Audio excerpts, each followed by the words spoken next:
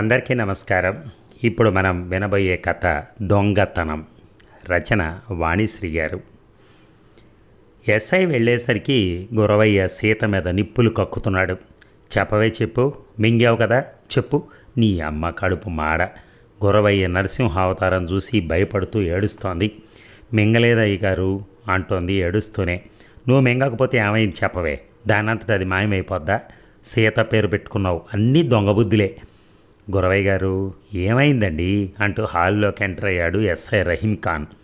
రాబాయిరా, ఇది ఉంగరం మింగేసింది అన్నాడు గురవయ్య ఎస్ఐని చూస్తూనే. ఉంగరం మింగేసిందా? ఆశ్చర్యపోతూ అన్నాడు ఎస్ఐ. సీతను చూస్తే చిన్నపిల్ల, 12 ఏళ్ళుంటాయేమో, ఉంగరం మింగడం ఏమిటి అనుకున్నాడు. 10 గ్రామ్స్ రింగ్ బాయ్, 30,000 పైన ఉంటుంది ఇప్పుడు అన్నాడు గురవయ్య. ఎస్ఐకి మ్యాటర్ అర్థమైంది. సీత గురవయ్య ఇంట్లో పనిపిల్ల. గురవయ్య బంగారు ఉంగరం దొంగిలించి ఎక్కడ దాచాలో తెలియక మింగేసి ఉంటుందని గురవయ్య అనుమానం. నీ పేరు సీత కదా, మంచి పేరు. అంత మంచి పేరు పెట్టుకుని చెడ్డ పని చేయొచ్చా? మంచి పిల్లవు కదూ, నిజం చెప్పు, ఉంగరం తీసావా అనునయంగా అడిగాడు ఎస్ఐ. పెద్దవాళ్ళనైతే భయపెట్టి చిల్లపిల్లలైతే బొజ్జగించి నిజం రాబట్టచ్చని ఎస్ఐ పాలసీ.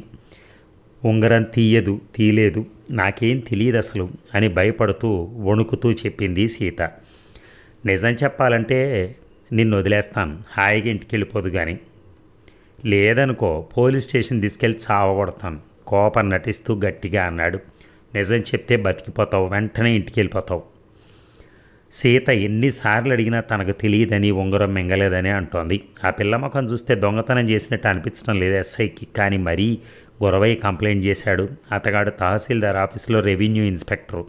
తమకు అప్పుడప్పుడు ఏదో ఒక సర్టిఫికేట్ కావాల్సి వచ్చినప్పుడు పని పడుతుంది. కేసు జాగ్రత్తగా డీల్ చేయాలనుకున్నాడు రహీం ఖాన్. గురవయ్య సీత మీద కంప్లైంట్ ఇచ్చి తప్పులో కాలేశాడని రహీం ఖాన్ బుర్రకు తట్టలేదు. అసలు ఏం జరిగిందండి గురవయ్య గారు అని అడిగాడు ఎస్ఐ. నేను స్నానానికి వెళ్ళినప్పుడు, టాయిలెట్కి వెళ్ళినప్పుడు ఉంగరం తీసేస్తానండి. ఎందుకంటే ఉంగరం మీద లార్డ్ వెంకటేశ్వర స్వామి బొమ్మ ఉంటుంది. రోజులాగే ఉంగరం తీసి డ్రెస్సింగ్ టేబుల్ మీద పెట్టి స్నానానికి వెళ్ళొచ్చాను. డ్రెస్ చేసుకుని వచ్చేసరికి ఉంగరం కనిపించలేదు. మావిడిని అడిగితే బెడ్రూమ్ సీత ఊడ్చింది అని చెప్పింది. ఉంగరం అదే తీసుంటుంది కదా, ఎంత అడిగినా చెప్పటం లేదు. పిందెలోనే ముదిరిపోయింది దొంగది అన్నాడు గురవయ్య సీత వైపు క్రూరంగా చూస్తూ. చిన్నపిల్ల తీయలేదంటోంది, ఏం చేద్దాం అని అడిగాడు ఎస్ఐ రహీం ఖాన్. భలేవాడి భాయ్, చేపకి ఈత నేర్పమన్నట్టుంది నువ్వు అనేది. దీన్ని ఏం చేయాలో, ఏం చేస్తే నిజం చెప్తుందో నేను మీకు చెప్పాలా? సెల్లో పడేసి తిండి పెట్టకుండా కడుపు మాడిస్తే దీని జేజమ్మ చెప్తుంది అన్నాడు గురవయ్య. ఎస్ఐ తన వెంట వచ్చిన హెడ్ వైపు చూసి సంజయ్ చేశాడు. హెడ్ కానిస్టేబుల్ వైపు చూశాడు. సీత లబోదీబొమ్మను మొత్తుకుంటూ ఉండగా ఇద్దరు కానిస్టేబుల్ ఆ పిల్లని ఎత్తుకెళ్ళి వ్యాన్లో పడేశారు. ఇక ఇన్స్పెక్టర్ చాణక్య అంతా విని చిద్దిలాసంగా చిరునవ్వు నవ్వాడు. చిక్కావురా మెడతం బొట్లు, నీ గొయ్యి నువ్వే తవ్వుకున్నావు అనుకున్నాడు. అతనికి గురవయ్య మీద మంటగా ఉంది. చాణక్య మామగారు విల్లు రాయకుండా సడన్గా గుండెపోటుతో చనిపోయాడు. అతని బావమరిది వారసత్వపు సర్టిఫికేట్ కోసం వెళ్తే రెవెన్యూ ఇన్స్పెక్టర్ గురవయ్య ఎంతో సతాయించాడు. ఫిజికల్ వెరిఫికేషన్ చేయాలి, నేను వచ్చి ఎంక్వైరీ చేస్తాను, ఐఎమ్ వెరీ బిజీ అని సతాయించాడు. ఆఫీసులో అందరికీ సర్దాలి అని డబ్బు గుంజాడు. సిఐ చాణక్య బామ్మరిదని చెప్పినా లెక్క చేయలా. పైగా మీ బావ పత్తిత్త రోడ్ల మీద అమ్ముకునే తోపుడు బళ్ళ వాళ్ళని వదలకుండా వసూలు చేస్తాడు, మాకు తెలియదా ఏమిటి అని ఎగతాళి చేశాడు. అదంతా కూడా చాణక్య మనసులో ఉంది. సరే అయితే అంతా రూల్స్ ప్రకారం యాక్షన్ తీసుకుందాం. రహీంను వెళ్ళి సీత మీద రిటర్న్ కంప్లైంట్ ఇచ్చి రాయించి తీసుకునిరా గురవయ్య దగ్గర. ఆయన గారు ఫోన్ చేయగానే వెళ్ళి యాక్షన్ తీసుకోవటానికి మన వెర్రి వెంగళప్పలం కాదు అన్నాడు సిఐ చాణక్య. ఎస్ఐ వెళ్ళేసరికి గురవయ్య ఆఫీస్కి వెళ్ళటానికి రెడీగా ఉన్నాడు. గురవయ్య గారు, సీత ఉంగరం మింగిందని అనుమానంగా ఉందని పేపర్ మీద కంప్లైంట్ రాసివ్వండి, మేము ఎఫ్ఐఆర్ రాసి దాన్ని కోర్టుకు పంపాలి కదా అన్నాడు Rahim Khan. Yes, you are 100% correct, నేను ఆ సంగతి మర్చిపోయాను, నువ్వైనా సరే గుర్తు చేయలేదు బాయ్ అన్నాడు గురవయ్య. ఏమే ధనం, వైట్ పేపరు రైటింగ్ ప్యాడ్ పట్టుకునిరా అని భార్యను కేకేశాడు. ఎందుకొచ్చిన పోలీస్ కంప్లైంట్ అండి, పోతే పోయింది, వెధవ ఉంగరం తిరిగి వస్తుందా సస్తుందా అంది ధనలక్ష్మి. ఏందే వెధవ ఉంగరమా, 10 గ్రాముల ఉంగరం ఇప్పుడు కొనాలంటే 30,000, డబ్బు విలువ తెలియచావదు నీకు, అంతా అయ్య పోలికే, డబ్బు లెక్కలు తెలియక కదా మీ అయ్య భారీ వ్యాపారం అని చేసి దివాళా ఎత్తేశాడు అన్నాడు గురవయ్య మామ మీద ఆక్రోశం వెళ్ళగక్కుతూ. బాగుంది. మా నాన్నని ఎందుకంటారు మధ్యలో? ఆయన దివాలా ఎత్తితే మీరేమైనా రూపాయి ఇచ్చారా అని ధనలక్ష్మి ఎత్తి పొడిచింది. ఎస్ఐ రహీం ఖాన్ నవ్వుకుంటూ గురవయ్య రాసిచ్చిన కంప్లైంట్ కాగితం జేబులో పెట్టుకుని వచ్చాడు. పోలీసులు తనను ఉచ్చులో బిగించారని ఆ సమయంలో గురవయ్య ఊహించలేకపోయాడు. తన కూతుర్ని పోలీస్ స్టేషన్కి తీసుకెళ్లారని తెలిసి రోసమ్మ ముక్కుతూ మూలుగుతూ వచ్చింది. అయ్యా, దానికి ఏ పాపం తెలియదు, అమాయకురాలు, ఉంగరం మింగుండదు, వదిలేయండి అయ్యా అంటూ ఏడవడం సాగించింది. అది సరేనమ్మా, చిన్నపిల్ల కదా, దాని పనిలోకి ఎందుకు పంపించావు? దబాయించాడు చాణక్య. నాకు ఒంట్లో బాగాలేదయ్యా, నాగాలు పెడితే ఆ అయ్యగారి జీతంలో కోత పెడతాడు, డబ్బు దగ్గర నిక్కచ్చిగా ఉంటాడు.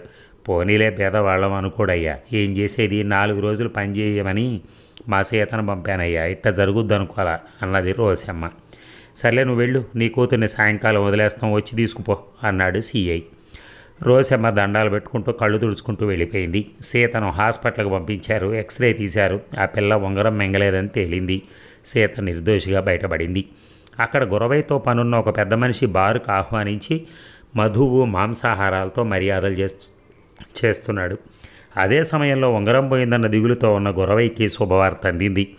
ధనలక్ష్మి ఫోన్ చేసింది భర్తకి. ఏమండి, ఉంగరం దొరికింది, ఇందాక బెడ్రూమ్ ఊడుస్తుంటే డ్రెస్సింగ్ టేబుల్ కింద నుంచి బయటకు వచ్చింది, పాపం సీత ఉంగరం మింగిందని పోలీసులకు అప్పచెప్పారు అంది. ఓకే ఓకే, నువ్వు నోరు మూసుకొని ఉండు, ఇరుగు పొరుగు ఆడాళ్ళ దగ్గర నోరు జారకు, అసలే నీ నోట్లో నువ్వు గింజ నాందో అని భార్యకు వార్నింగ్ ఇచ్చాడు గురవయ్య. అతనికి మహదానందంగా ఉంది. పోయిందనుకున్న 10 గ్రాముల బంగారం దొరికింది. అదృష్టవంతుడిని చెడగొట్టేవాడు లేడన్నారు. ఇందుకే మనదైన సొమ్ము ఎక్కడికి పోతుంది, ఎంతైనా కష్టార్జితం, దేవుడు లేడు అనుకుంటూ గురవయ్య తృప్తిగా. గురవయ్య ఆనందంలో మరో పెగ్గు బిగించి గాలిలో తేలిపోతున్న సమయంలో జేబులో సెల్ మోగింది. ఇంకేం శుభవార్తో అనుకుంటూ సెల్ చేతిలోకి తీసుకుని హలో అన్నాడు. సార్, నేను ఎస్ఐ రహీం ఖాన్ని. చెప్పు భాయ్, ఏమి any good news? Bad news. మీ పని మనిషి సీత ఉంగరం మింగలేదని హాస్పిటల్ వాళ్ళు కన్ఫర్మ్ చేశారు, ఎక్స్రే కూడా తీశారు, ఆ పిల్ల పొట్టలో ఉంగరం లేదు. ఓకే బాయ్, ఏం చేస్తాం, రోజులన్నీ మనవి కాదన్నారు. ఆ దొంగది ఉంగరాన్ని ఇంకెక్కడ దాచిందో మనకు ప్రాప్తం లేదు. లార్డు వెంకటేశ్వరుడు బొమ్మతో 10 గ్రామ్స్తో ముచ్చటపడి చేయించుకున్నాను. ఉంగరం పోతే పోయింది, కానీ ఇప్పుడు ఆ కేసు మీ మెడకు చుట్టుకుంటోంది. ఉంగరం దొరక్కపోతే ఏం చేస్తాం, కేసు ఎందుకులే బాయ్, నా కంప్లైంట్ వాపస్ తీసుకుంటా. అట్లా వీలుగా సార్, సీత వాళ్ళుంటున్న బస్తీ జనం వచ్చి మా పోలీస్ స్టేషన్ ముందు ధర్నా చేస్తున్నారు. తమరి దిష్టి బొమ్మ తగలబెడుతూ గొడవకు దిగారు. గురవయ్యను అరెస్ట్ చేయాలి, కేసు పెట్టి జైలుకు పంపాలని ప్లకార్డులు పట్టుకుని అరుస్తున్నారు చెప్పాడు ఎస్ఐ రహీం ఖాన్. గురవయ్యకి మత్తు దిగిపోయింది. దెబ్బకి తల గిర్రం తిరిగింది. ఎస్ఐ మాటలకి నన్ను అరెస్ట్ చేయాలా, జైలుకు పంపాలా, ఎందుకు అయోమయంగా ప్రశ్నించాడు.